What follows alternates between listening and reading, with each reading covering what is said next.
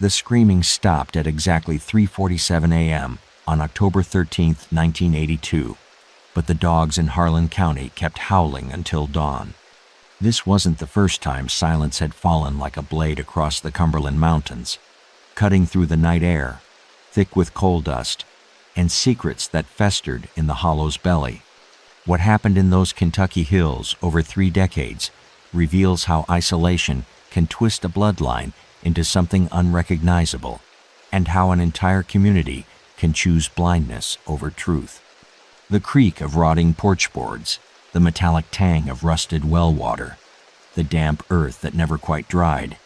These were the textures of Copperhead Hollow, a place where the McCready family had lived, bred, and buried their sins for over a century. Population: 43 souls, though counting souls in Copperhead Hollow always proved tricky. The hollow stretched like a scar between 2 ridges, accessible only by a gravel road that the county stopped maintaining sometime in the 1960s. Mail came twice a week when the postal worker remembered. Electricity arrived in 1974, but most families still used kerosene lamps out of habit or stubborn pride. The McCready compound sat at the hollow's dead end, where the creek bent around a cluster of trailers and lean-tos that seemed to multiply like mushrooms after rain.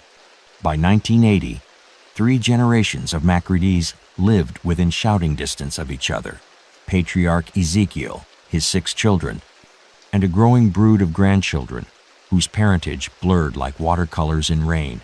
The family tree looked more like a thorn bush, tangled, dense, and dangerous to touch. County records showed 14 births at the compound between 1975 and 1982, but only 9 death certificates were ever filed. The first hint that something had gone wrong came from a social worker named Margaret Finley, who made the mistake of trying to enroll the McCready children in school.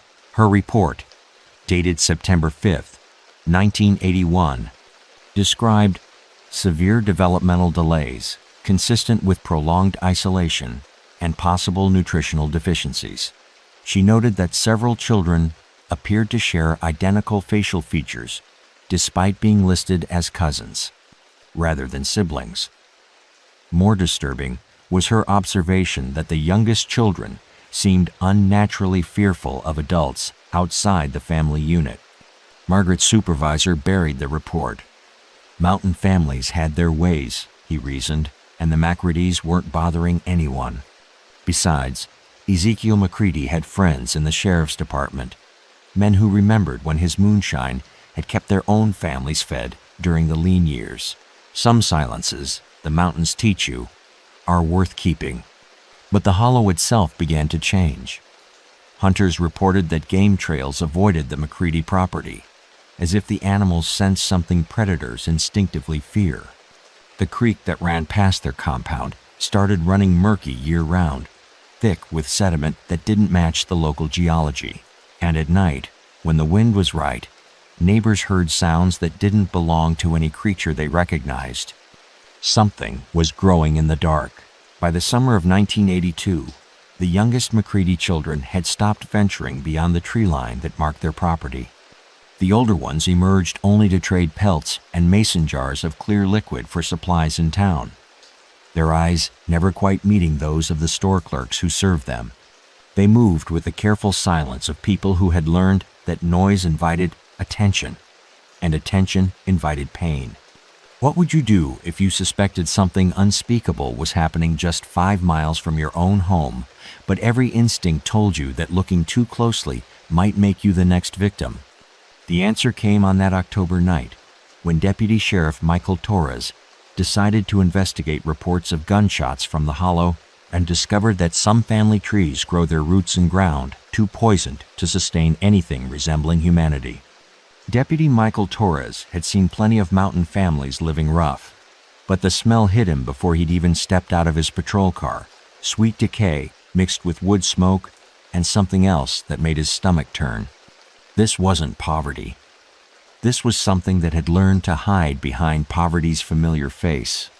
What Torres found that night would haunt Kentucky State Police files for decades, becoming the kind of case that veteran investigators whispered about in break rooms and rookie cops weren't allowed to touch. The gravel crunched under his boots as he approached the main trailer, a double-wide that sagged in the middle like a broken spine. His flashlight beam caught movement in the window's shadows that seemed to dart away from the light with unnatural speed. The air tasted of copper and fear.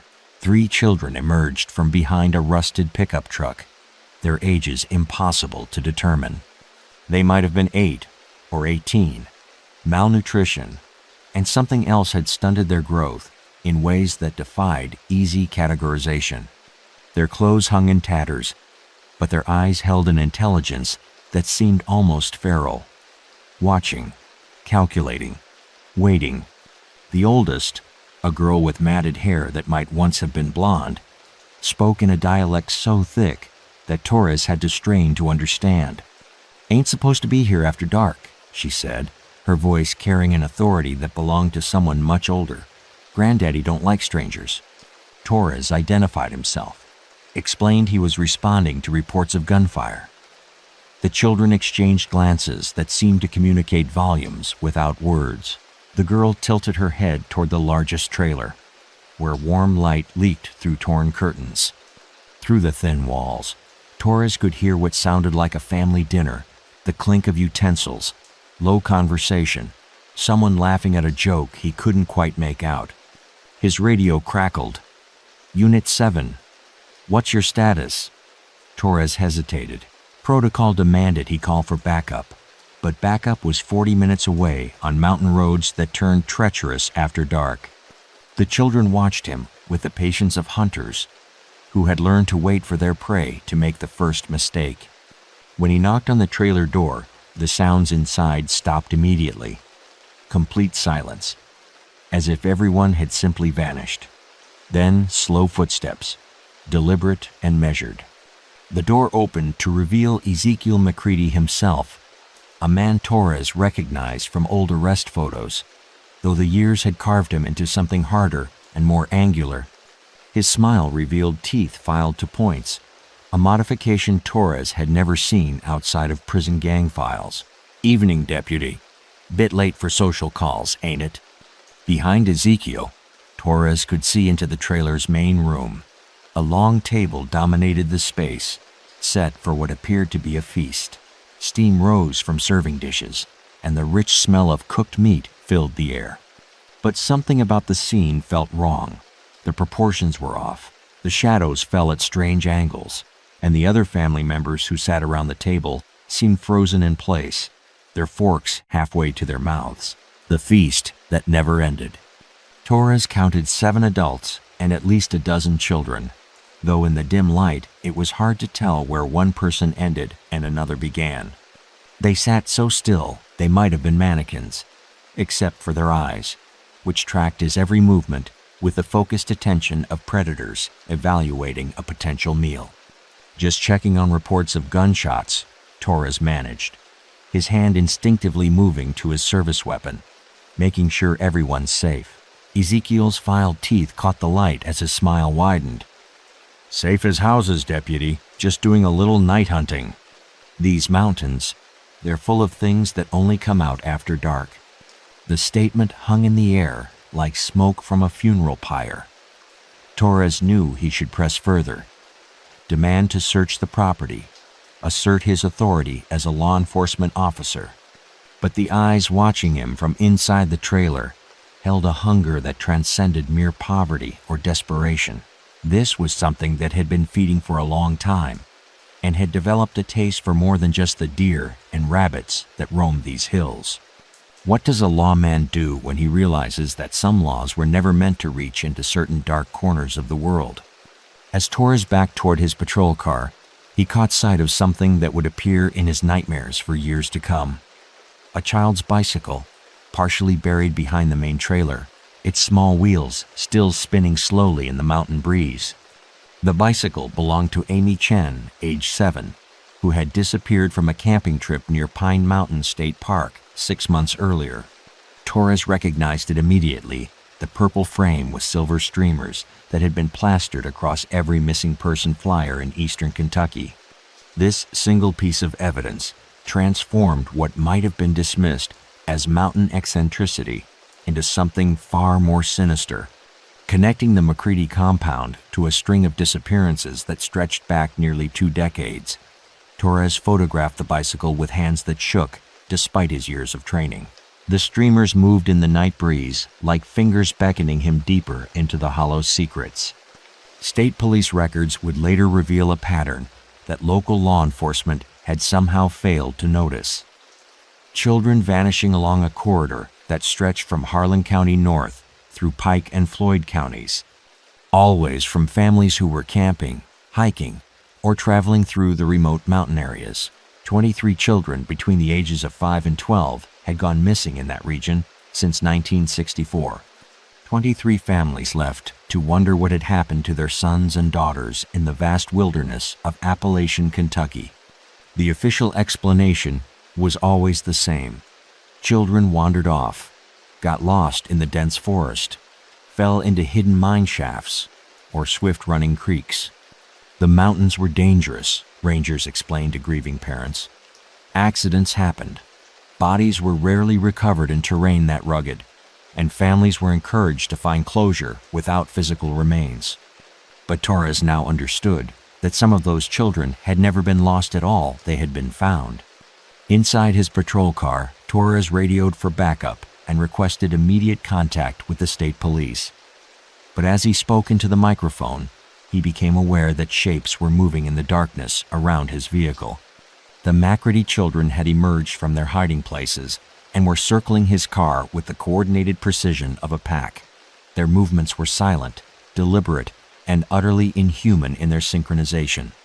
The oldest girl appeared at his passenger window, her face pressed against the glass. In the green glow of his dashboard lights, Torres could see that her canine teeth had been filed to points just like her grandfather's. She mouthed words he couldn't hear through the glass, but her meaning was clear. He wasn't leaving the hollow tonight. His radio erupted in static. No matter how he adjusted the frequency, he couldn't raise dispatch. The children began rocking his patrol car, gently at first, then with increasing violence. Torres drew his service weapon, but found himself unable to aim it at children, even children whose eyes reflected light like nocturnal predators and whose fingernails had been sharpened into claws. The innocence that was never innocent. From his police academy training, Torres remembered reading about the Sawney Bean clan in 16th century Scotland, a family of cannibals who had preyed on travelers for decades. The case had been presented as historical curiosity, an example of how isolation could corrupt human nature. But sitting in his patrol car surrounded by the McCready children, Torres realized that some horrors didn't stay buried in the history books. A report filed by Kentucky State Police Detective Frank Morrison on November 2, 1982, would later describe finding evidence of systematic predation at the McCready compound. Morrison's team discovered personal belongings from at least 15 missing children hidden throughout the property, along with crude drawings that appeared to show hunting techniques specifically adapted for capturing young humans. But on that October night, Torres had only his instincts and his growing certainty that he had stumbled into something that would challenge every assumption he'd ever made about the nature of evil. The children stopped rocking his car and began to sing a lullaby in that same thick dialect, their voices harmonizing in ways that human voices shouldn't be able to harmonize. The melody was hauntingly beautiful, and Torres found himself growing drowsy despite the adrenaline coursing through his system. He understood with crystalline clarity that this was how they had lured the camping children away from their families, with songs that promised safety and warmth, and something that looked like love from a distance. What kind of family teaches its children to hunt other children? And what kind of society allows such a family to perfect their techniques across multiple generations? As the singing grew louder, Torres saw lights approaching through the trees, not the searchlights of his backup, but the flickering glow of torches carried by the adult members of the McCready clan moving toward his position with the patient inevitability of a rising tide. The torches moved through the trees like fallen stars, each flame casting dancing shadows that transformed the familiar forest into a maze of lurking threats. Torres counted at least 12 figures approaching from different directions, their movements coordinated with the precision of hunters who had practiced this dance many times before. This wasn't random violence or desperate poverty. This was a family business that had been refined across generations, passed down like recipes or farming techniques. The radio in Torres's patrol car had gone completely dead, not even static breaking the electronic silence. His backup wasn't coming, and even if it was, 40 minutes might as well have been 40 hours. Ezekiel McCready emerged from the largest trailer carrying what appeared to be a modified hunting rifle, its barrel shortened and its stock carved with symbols that seemed to writhe in the torchlight. Behind him walked a woman Torres hadn't seen before, tall, gaunt, with iron-gray hair braided, with what looked like small bones. She moved with the confident stride of someone accustomed to being obeyed without question. "That's Granny McCready," the girl at his window whispered, her breath fogging the glass. "She's the one who teaches us the old ways, the hungry ways." Torres tried his engine. It turned over once, then died with a mechanical wheeze that sounded almost like laughter. The children began backing away from his car, their job apparently finished.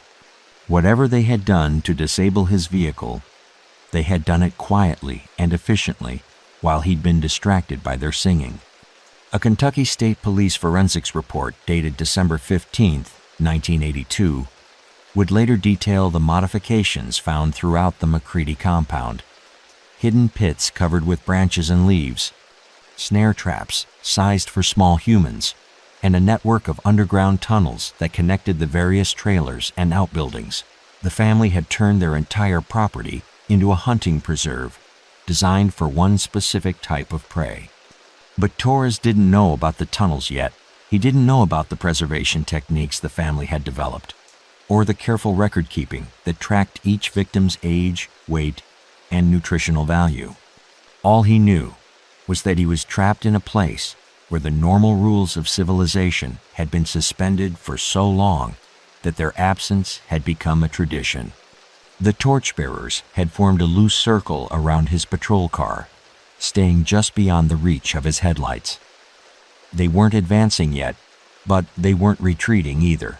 They were waiting for something, a signal perhaps, or simply the right moment. Torres had investigated enough hunting accidents to recognize the behavior. They were giving their prey time to exhaust itself with panic before moving in for the kill. The patient hunger. Granny McCready raised one skeletal hand, and the circling figures stopped moving.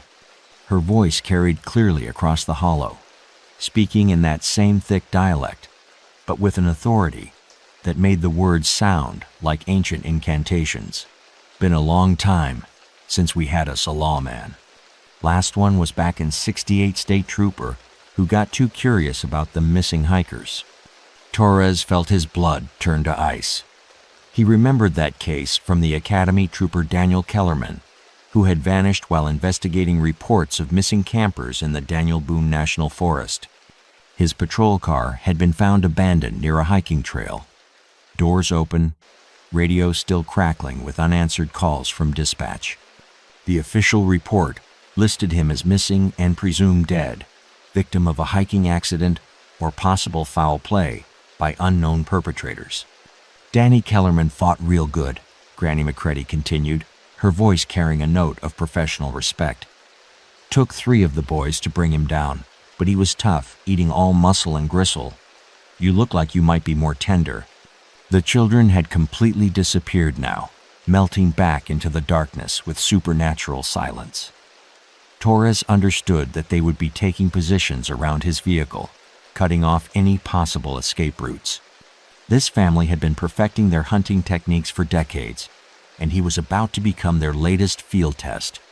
What do you do when you realize that the badge and uniform that represent law and order mean nothing to people who have created their own system of justice, one based on hunger rather than morality?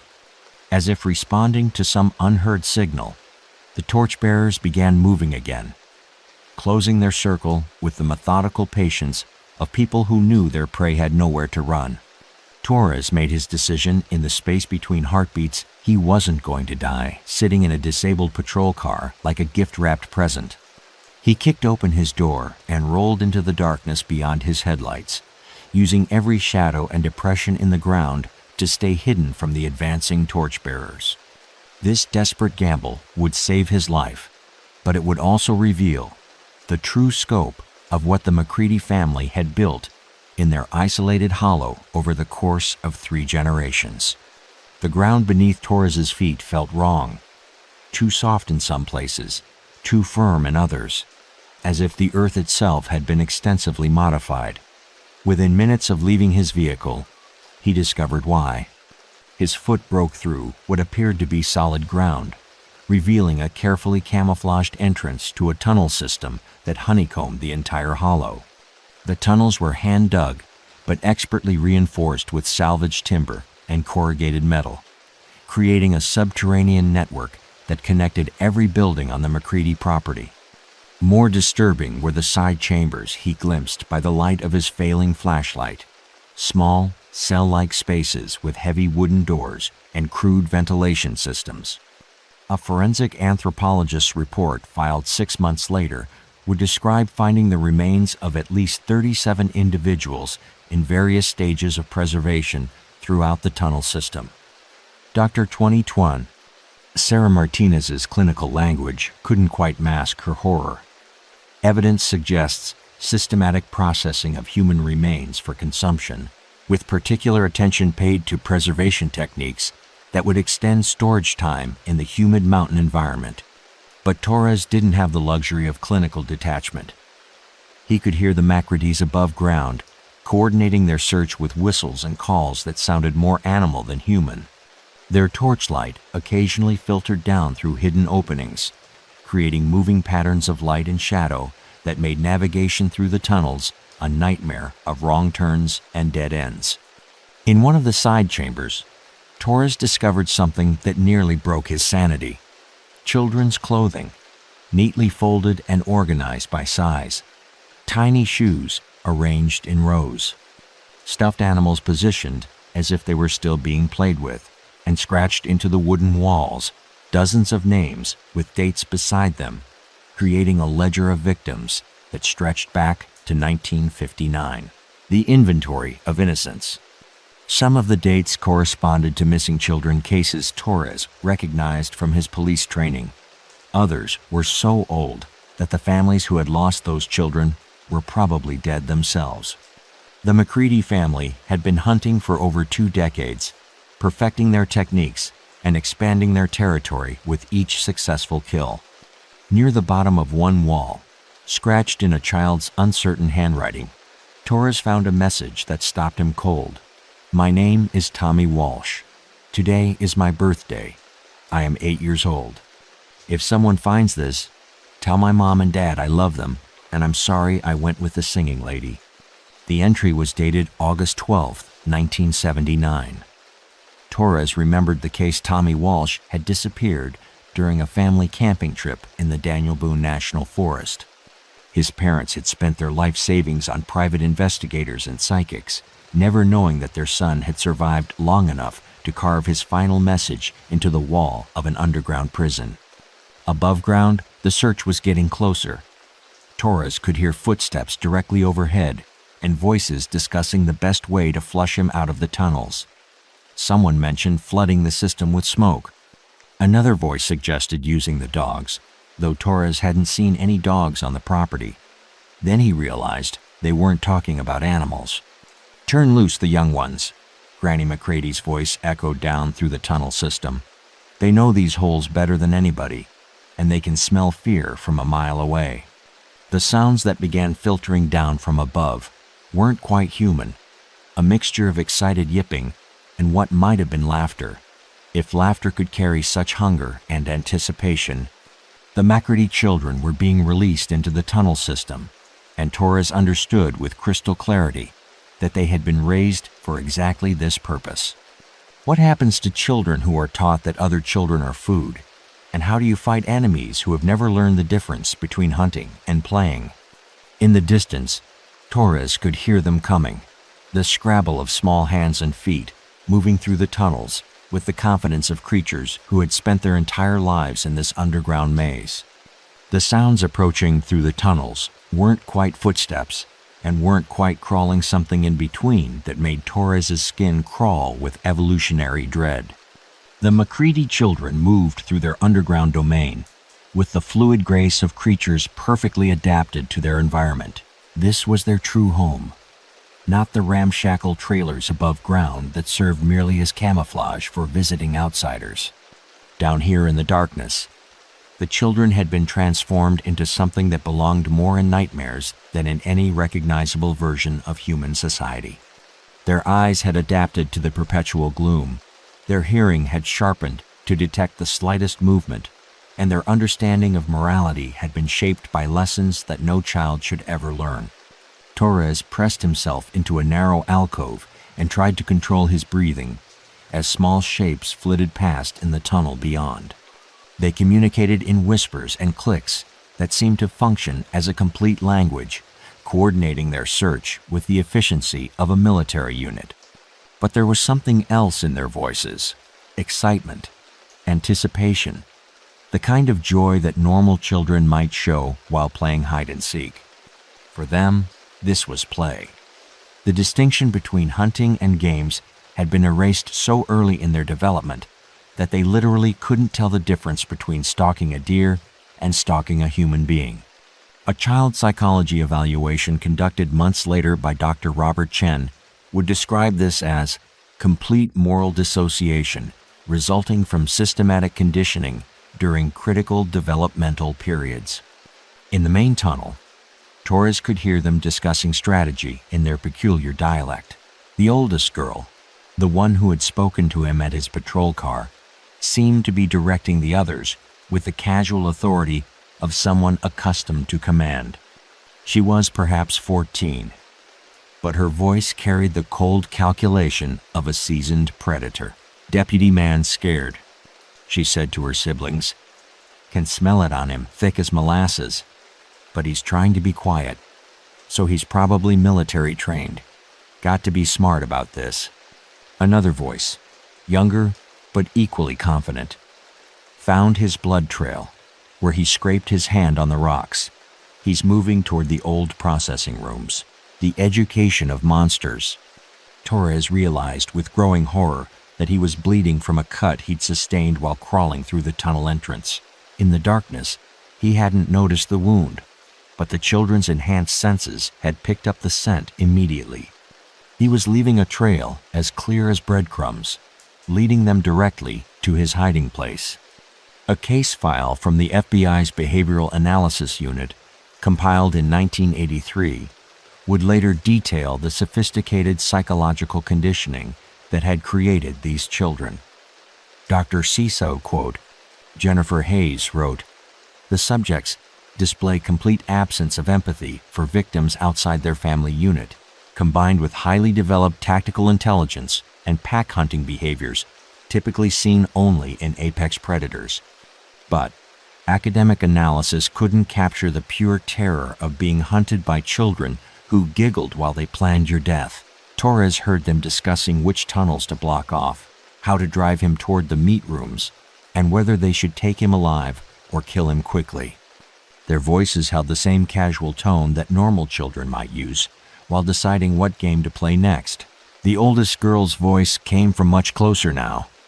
"Found where he's hiding. Can hear his heart beating from here. Sounds like a scared rabbit." Torres realized they had pinpointed his location with frightening accuracy. In desperation, he began moving deeper into the tunnel system, hoping to find another exit or at least a more defensible position.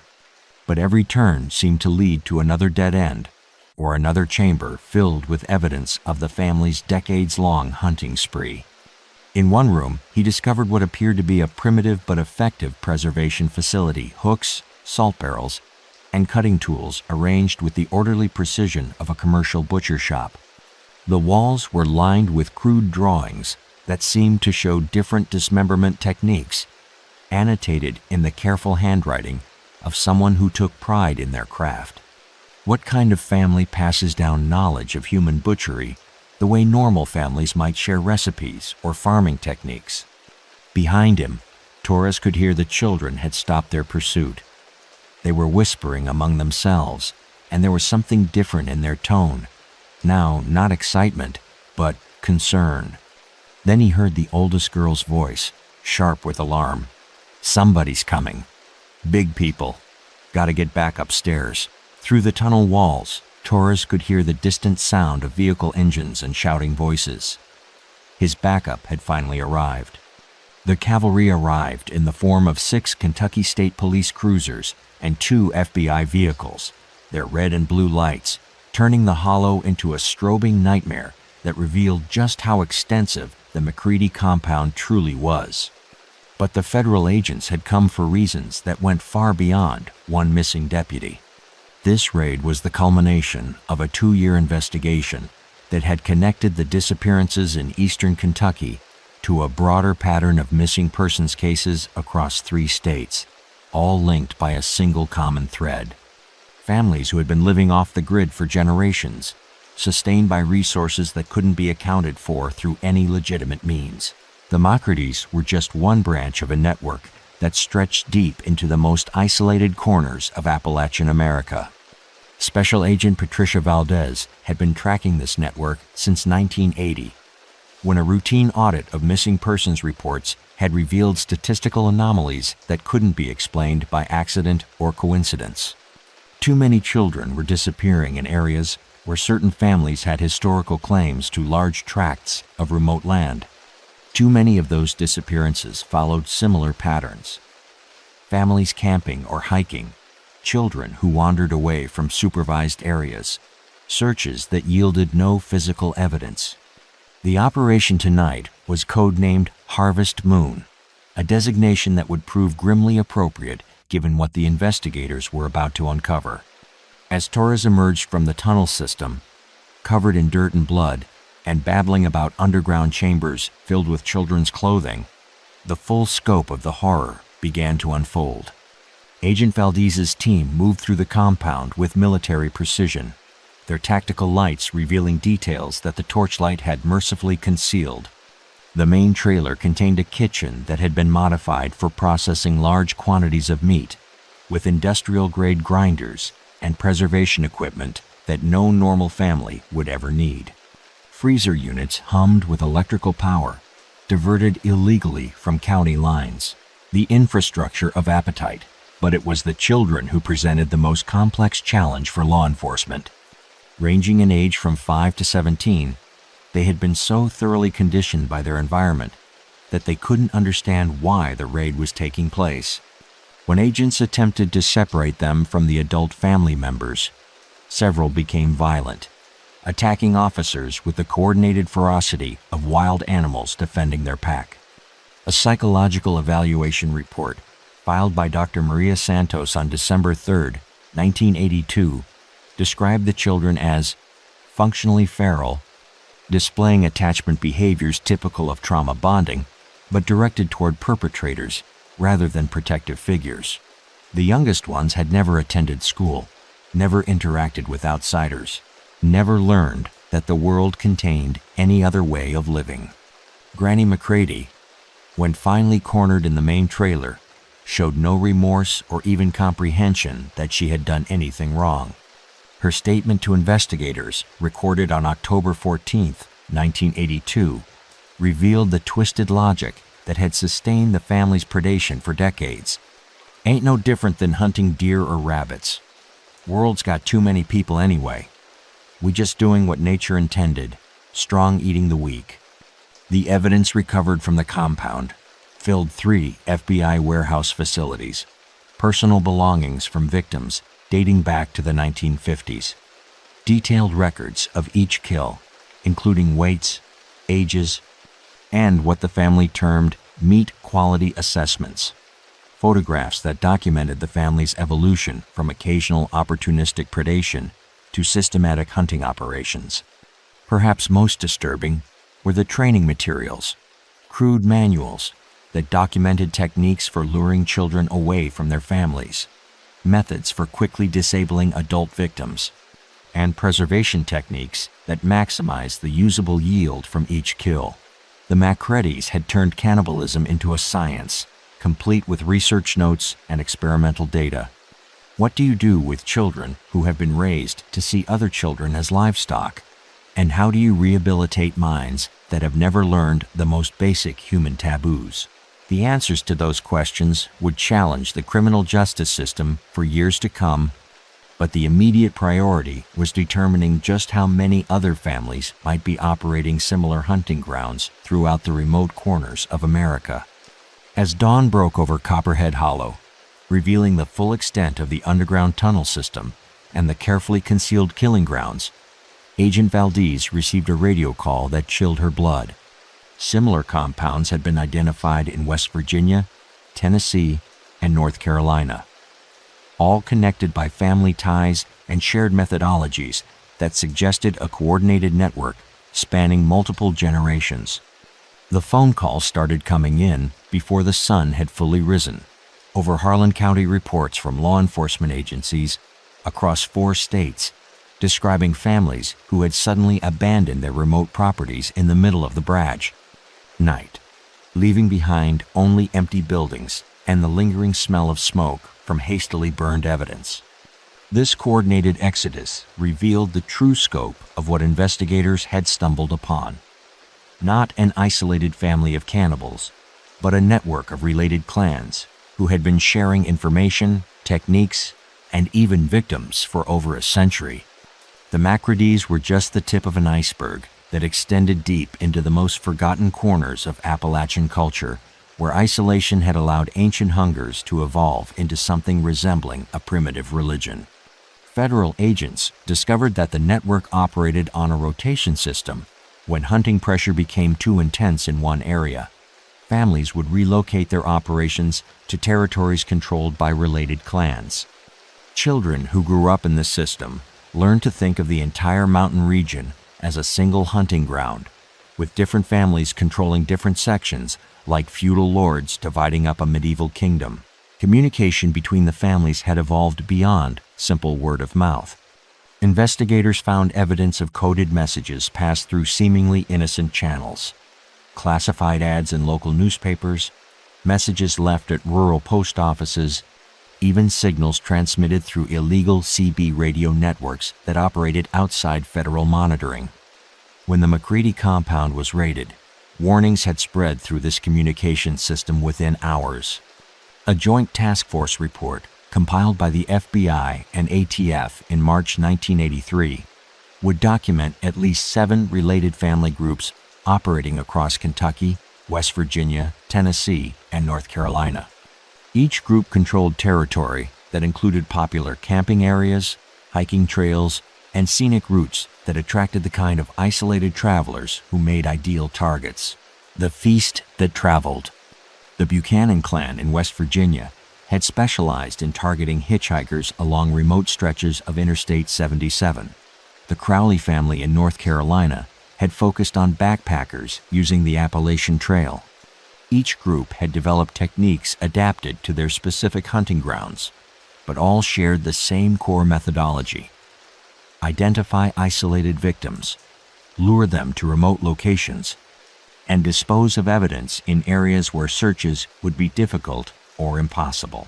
What made the network particularly difficult to detect was its careful attention to victim selection. Families chose targets who wouldn't be missed immediately: drifters, runaways, tourists from distant states who had told no one about their travel plans. When victims were reported missing, the crimes had usually been committed hundreds of miles away from where the reports were filed, making it nearly impossible for local law enforcement to identify patterns. The children rescued from these compounds presented unique challenges for social services. Many had never learned to read or write, had no concept of conventional morality, and displayed symptoms that psychologists struggled to categorize. Dr. Fizz, Amanda Foster, who worked with several of the rescued children, wrote, "These subjects have been conditioned to view predation as normal family activity. They express confusion about why their lifestyle is considered problematic, similar to children of isolated religious cults. But unlike religious cults, which typically claim divine justification for their practices, the cannibal families operated from a purely pragmatic worldview. They saw their predation as a practical response to poverty and isolation, a way of ensuring survival in environments where conventional resources were scarce. Several family members, when interviewed separately, expressed genuine bewilderment that society considered their practices immoral.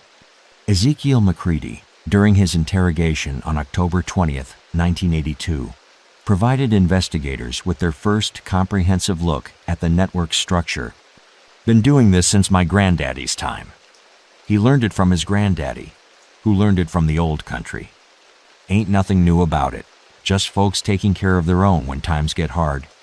The old country references led investigators to historical research that revealed similar practices among isolated populations in rural Scotland and Ireland during the 18th and 19th centuries, exactly the regions from which many Appalachian families had originally emigrated. The cannibalism wasn't a recent development triggered by poverty or desperation. It was a cultural tradition that had been preserved and refined across multiple generations. What happens when an entire way of life is built around predation? And how do you dismantle a network that has been operating successfully for over a century? The answer came in the form of Operation Mountain Sweep, a coordinated law enforcement action that would target all known network locations simultaneously, ensuring that no families could escape to continue their operations elsewhere. Even today, hikers in remote areas of Appalachia sometimes report finding abandoned compounds deep in the mountains, empty buildings with suspicious modifications, underground chambers that serve no obvious purpose, and an atmosphere of lingering dread that seems to seep from the very ground itself. We're only scratching the surface. The next case is even darker. Subscribe before it drops. Operation Mountain Sweep launched at exactly 4 a.m. on November 15, 1982, with simultaneous raids on 17 locations across 4 states, the largest coordinated law enforcement action in Appalachian history. The results exceeded even the most pessimistic projections of federal investigators. This final phase of the investigation would reveal that the network of cannibal families had been operating not for decades, but for over a century, with some family lines tracing their predatory practices back to the 1800s. What had begun as desperate survival tactics during the hardest years of mountain settlement had evolved into a sustainable lifestyle that had claimed hundreds of victims across multiple generations. The evidence recovered during the raids filled an entire FBI warehouse facility in Quantico. Personal belongings from victims dating back to the 1920s, photographs that documented family hunts, like other families might document holiday gatherings, and genealogical records that revealed the network's true scope, over 200 individuals across 12 extended family groups, all connected by blood, marriage, and shared methodology. Most disturbing were the children. 47 minors were recovered during the raids, ranging in age from infants to teenagers. Many had never seen electric lights or indoor plumbing. Some spoke only in the hybrid dialect that had evolved within the network, mixing archaic English with terms that seemed to come from no recognizable language. All had been raised to consider human predation as normal as hunting deer or raising livestock. Dr. Patricia Henley, the clinical psychologist assigned to evaluate the rescued children, wrote in her final report, "These subjects represent a unique case study in environmental conditioning. They have been systematically isolated from conventional moral frameworks and trained to view behaviors that society considers among the most heinous as routine family activities. The inherited hunger." The adult family members showed varying degrees of cooperation with investigators.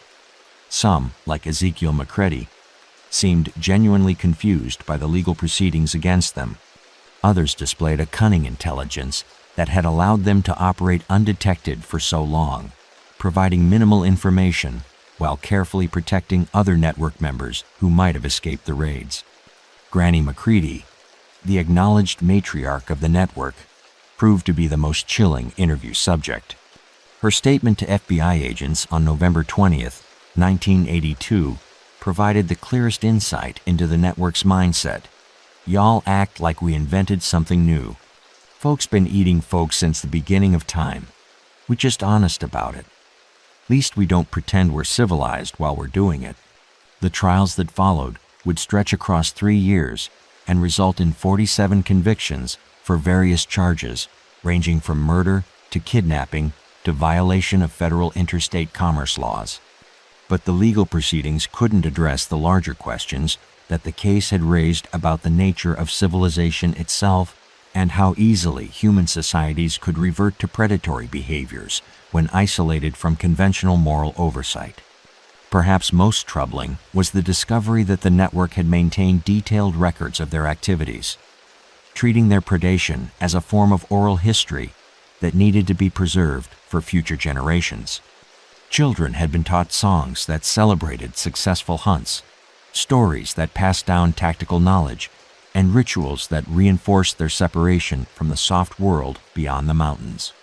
The last active member of the network, a woman named Sarah Buchanan, was arrested in West Virginia in 1985 while attempting to establish a new hunting ground near the New River Gorge. Her capture marked the official end of Operation Mountain Sweep, but investigators knew that other isolated families might be continuing the practices in locations that had never been identified. Deputy Michael Torres, whose discovery of the McCready compound had triggered the entire investigation, retired from law enforcement in 1984. He moved to a small town in Florida, as far from the mountains as he could manage, but neighbors reported that he kept all his curtains drawn and never answered his door after dark. What do you do with the knowledge that some horrors are too deeply rooted to be completely eliminated? And how do you sleep peacefully, knowing that isolation and desperation can transform ordinary families into predators? The McCready compound was burned to the ground by federal agents in December 1982, but local residents claim that smoke still rises from that hollow on certain nights, not from any fire that can be extinguished, but from appetites that were never fully satisfied.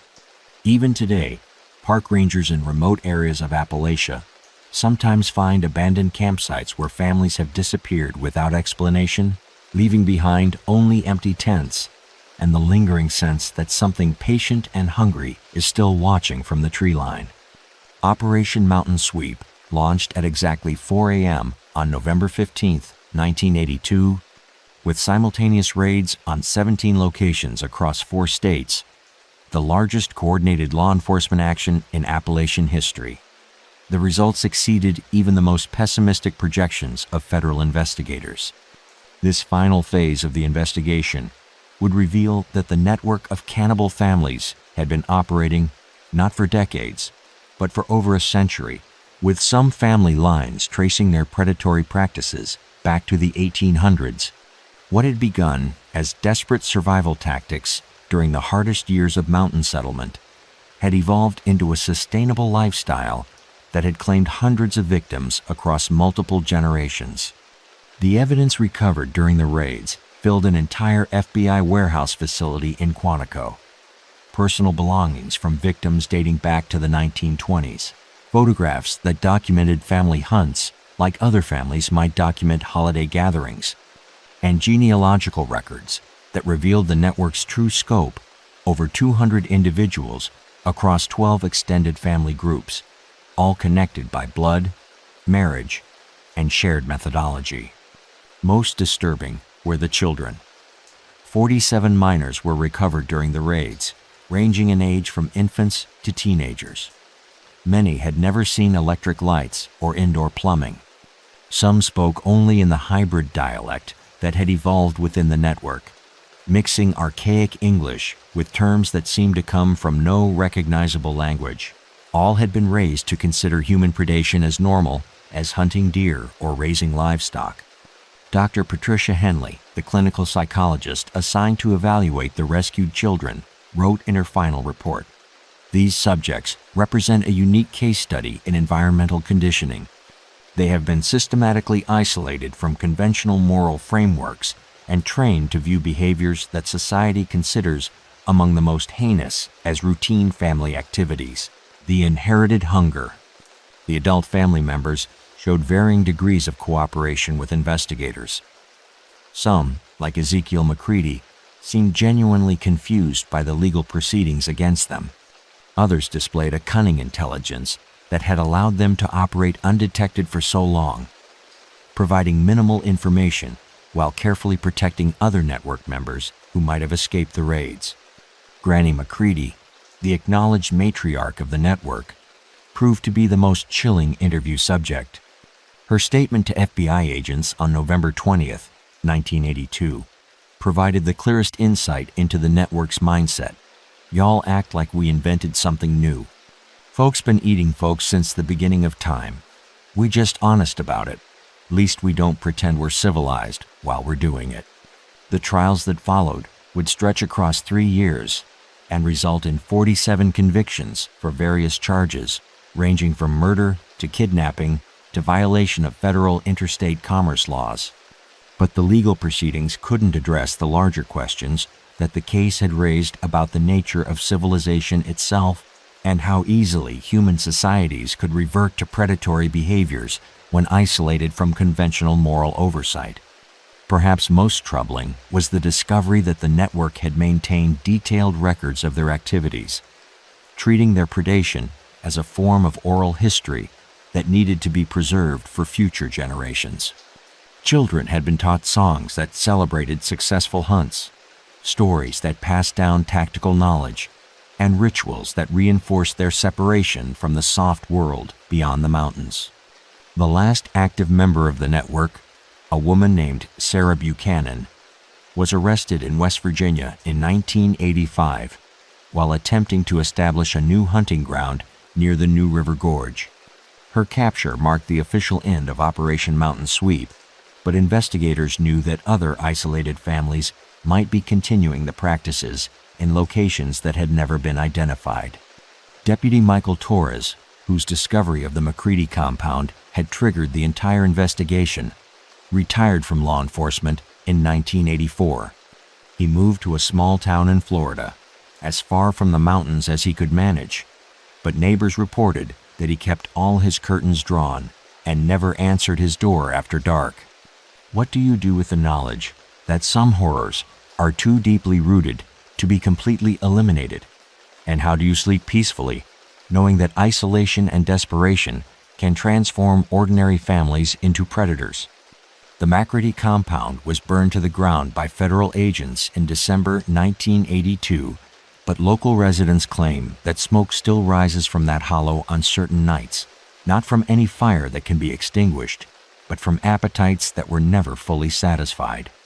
Even today, park rangers in remote areas of Appalachia sometimes find abandoned campsites where families have disappeared without explanation, leaving behind only empty tents and the lingering sense that something patient and hungry is still watching from the tree line. We're only scratching the surface. The next case is even darker. Subscribe before it drops.